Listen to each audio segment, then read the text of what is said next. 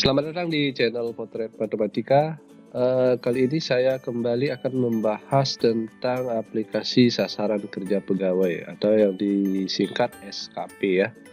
Nah, namun untuk tutorial kali ini saya akan fokus bagi SKP guru yang belum memiliki sertifikat pendidik maupun yang baru berstatus CPNS atau calon pegawai negeri sipil.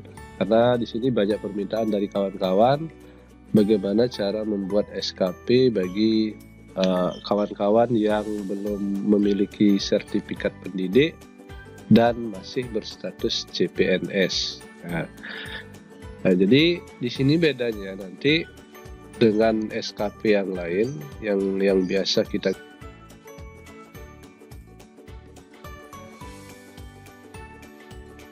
otomatis mereka belum memiliki SK fungsional gitu.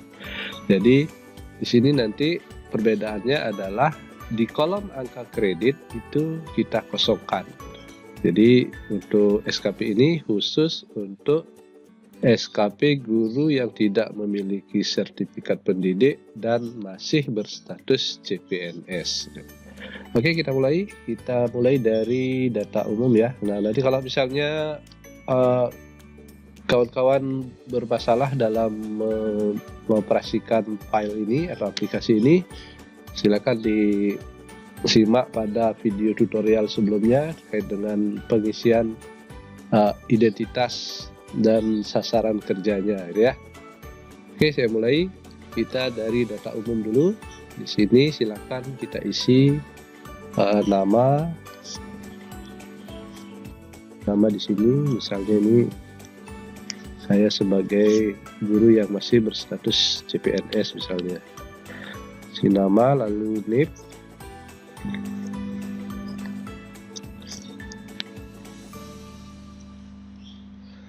Kemudian pangkat golongan. Nah, biasanya yang guru pertama itu pangkatnya penata muda 3A. Nah, untuk pangkat yang lain juga sudah ada di sini, silakan nanti disimak sesuai dengan pangkat golongan masing-masing.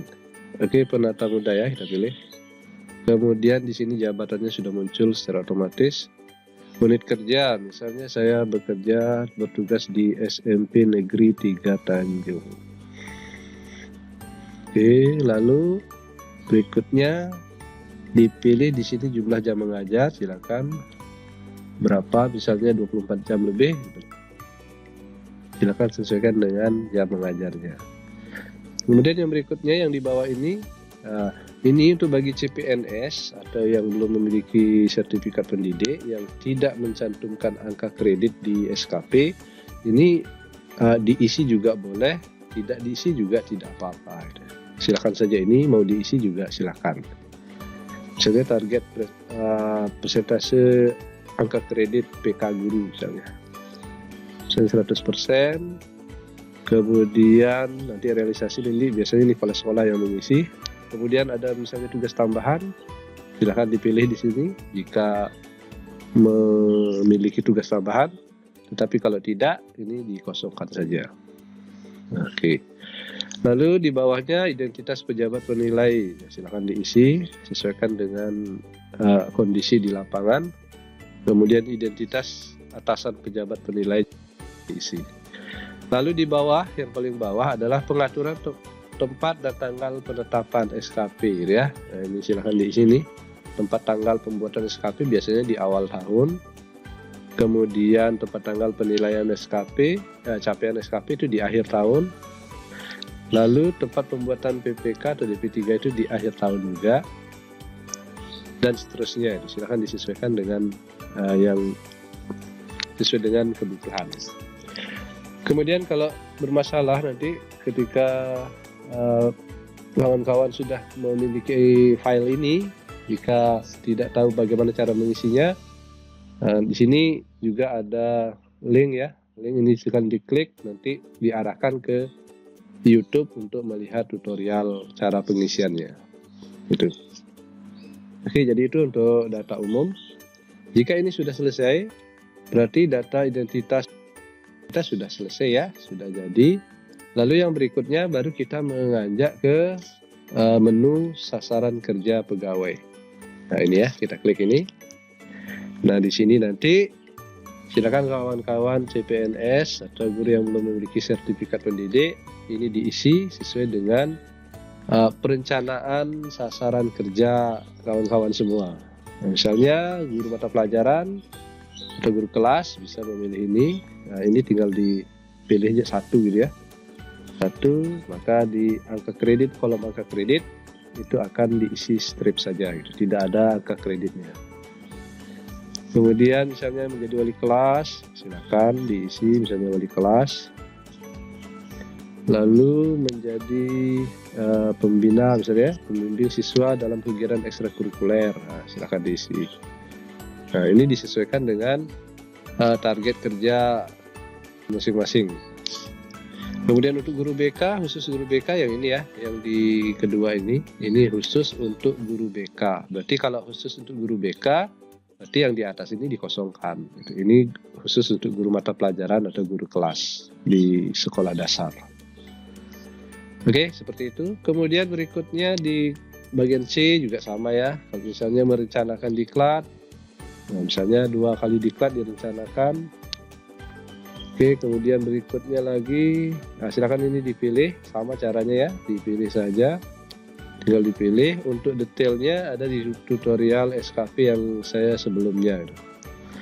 Kemudian di unsur penunjang, misalnya menjadi pengawas ujian semesteran gitu ya, kita pilih, misalnya 5 kali dalam 1 tahun.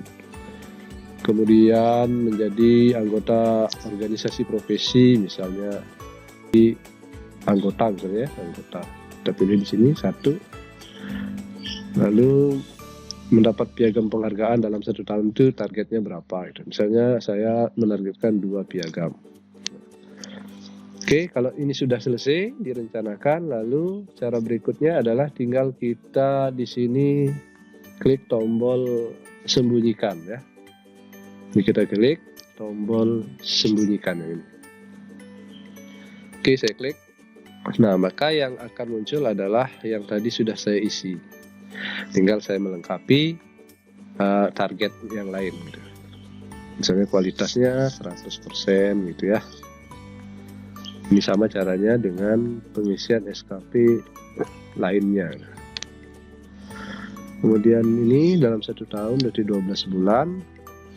Lalu diklat ini misalnya diklat yang lama jam belajarnya 30 sampai dengan 80 itu biasanya ini bukan pakai bulanan ya, tapi pakai harian. Kita pilih hari, lalu misalnya selama 8 hari misalnya untuk dua diklat. Oke, kemudian ngawas ini, nah biasanya pakai hari ya, kalau ngawas berapa hari kepengawasannya, misalnya 5 SK itu 1 SK misalnya 5 hari, berarti ada 25 hari. Kemudian menjadi anggota organisasi profesi misalnya dalam 1 tahun, ini juga dalam 1 tahun. Nah jadi ini SKP-nya sudah selesai nih di awal tahun kerja gitu. Jadi ini adalah target kerja kita dalam 1 tahun ke depan. Oke, jadi itu cara mengisinya. Lalu nanti kepala sekolah, pimpinan kita akan di sini akan dinilai ya. Ini tinggal kepala sekolah yang menilai capaian dari apa yang sudah kawan-kawan targetkan. Kemudian di sini juga ada penilaian perilaku kerja atau PPK ya. Nah, ini juga kepala sekolah yang akan menilai. Nah, lalu nanti di sini di kolom PPK atau garing DP3 inilah hasil dari penilaian atau rekap penilaiannya. Nanti akan terisi secara otomatis ketika kepala sekolah sudah menilai. Oke, kemudian sedikit di sini ada ini, kalau ini mau diubah silakan sesuaikan dengan daerah kawan-kawan masing-masing. Oke, jadi itu sekilas cara mengisi target kerja dalam penyusunan sasaran kerja pegawai khusus untuk kawan-kawan